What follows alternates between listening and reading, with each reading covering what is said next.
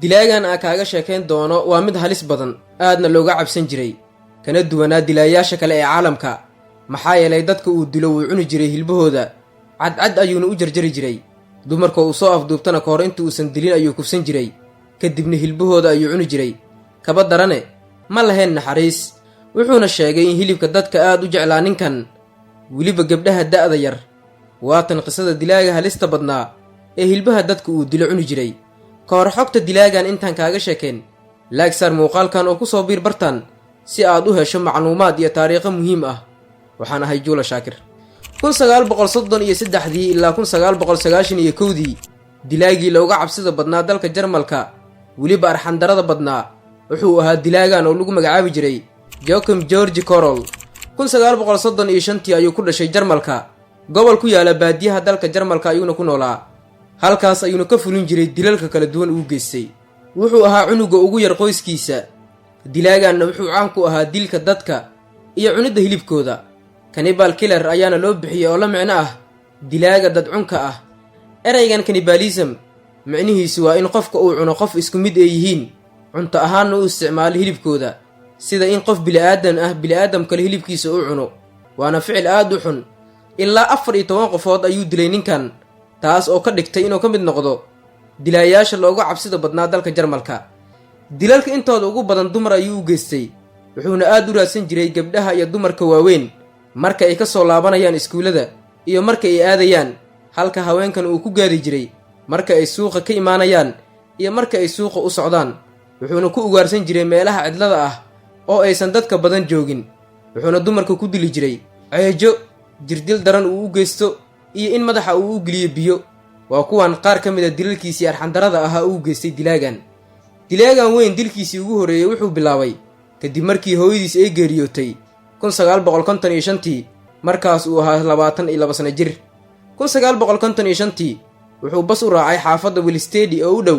meesha uu deganaa baskii ayuu ka degay kadibna wuxuu arkay gabar yar oo iskuul ka timid laguna magacaabi jiray Imgrad Israel oo 19 sano jir ahayd oo iyadoo iska lugeynaysa wadada ayuu ku leexday ceejo ayuuna ku dilay markii dambe kadibna wuu ka tegay dilalkiisana halkan ayay ka bilowdeen dilkiisii labaad wuxuu filiyay bishii Juun 1959 wuxuuna dilay mar kale gabar 24 sano jir ahayd oo lagu magacaabayay Clara Ferreira Tesmer meel aanan ka fogeyn meesha uu ku dhashay ayuuna ku dilay dilka gabadhan wuxuu noqday mid ka duwanaa kii hore maxaa yeelay dilkeeda wuxuu u adeegsaday toorey qayb ka mid ah jirkeeda ayuu jaray gacanteeda ayuu qaatay gabadhanna wuxuu ku dilay meel cidla ah hal qof ayaana lagu tuhmay dilkeeda halka markii dambe la sii daayay qofkaas laguna waayay caddeemo rasmi ah dilkiisii saddexaad wuxuu geystay bishii Julaay 1959 gabar kale ayuuna nolosha dhaafiyay gabadhan saddexaad uu dilay 17 sano jir ayay ahayd Manuela ayaana la oran jiray habka gabadhan uu dilay waa in toorey uu adeegsaday dilkeeda hilibkeeda ayuu cadcad u jaray iyadana qayb ka mid ah hilibkeeda ayuuna qaatay gurigiisa ayuuna cunto ahaan ugu cuni jiray hilibka dadka uu dilo sida hilbaha caadiga ah ayuuna cuntada ugu karsan jiray mar kale 1962 wuxuu si arxandaro ah u dilay Patrick Chiesa gabar 13 sano jir ahayd oo da'yar wuxuuna ku dilay masar ay xirneed gabadhan masarkii ay xirneed ayuu ka furay kuna ceejiyay sidaas ayayna markii dambe u geeriyootay marka gabadhan ay dhimatay waxa uu iyadan hilibkeeda u qaatay gurigiisa halkaas ayuuna ku karsan jiray hilib kasta qof kasta uu dilo 4 sano kadib 1966 waxa uu dilay Eleona Harke oo ahayd gabar da'yar oo 5 sano jir ahayd gabadhan webi yar oo ku yaala meesha uu dilkan ka fuliyay ayuu madaxa u geliyay biyihiisa wuxuuna ku hayay ilaa ay ka geeriyooto ugu dambeyntiina way geeriyootay tanna hilibkeeda ayuu qaatay ninkan inta ugu badan dumarka ayuu dili jiray laakiin markan waxa uu dilay qof rag ah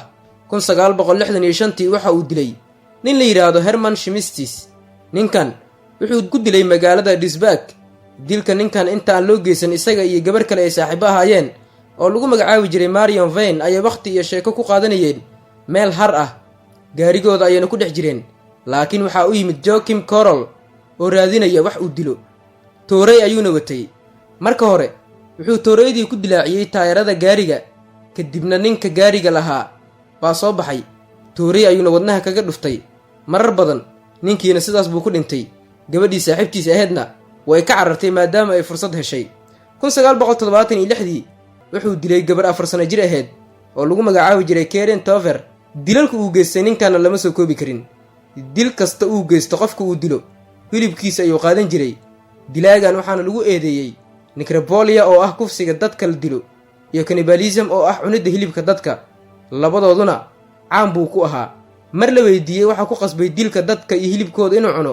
waxa uu sheegay inuu jecel yahay hilibka dadka. markii dambe waxaa la gaaray waqtigii la soo qaban lahaa dilaagan. 3 Julaay 1976 Joachim Corral ayaa la soo qabtay kadib markii uu afduubtay gabar 4 sano jir ahayd oo lagu magacaabay Marion Keter. booliiska ayaa dhacdadan lagu wargeliyey. markii dambena howlgal guri baaris ayay sameeyeen. ugu dambeynna waxaa gabadhan laga soo helay guriga ninkan iyadoo meed ah, finjeerna ku dhex jirta. ugu dambeynna gacanta ayaa lagu dhigay ninkan.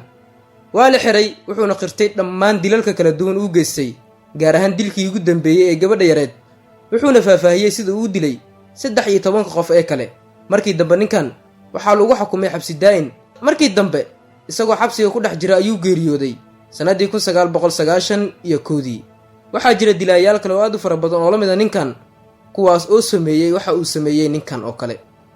fadlan like saar muuqaalka haddii aad ka heshay. waa anigoo ah Juulo Shaakir oo idin leh ilaa bari muuqaalkeena xiga. caafimaad, nabad iyo baraare baan idin rajayn. nabadey. fadlan haddii aadan subscribe saarin janaalkeena ama aadan follow soo dhihin barteena TikTok-ga, waxaan kaa codsanaynaa inaad nagu soo biirto kana mid noqotid dadkana gaarsiiya meesha aan doonayno.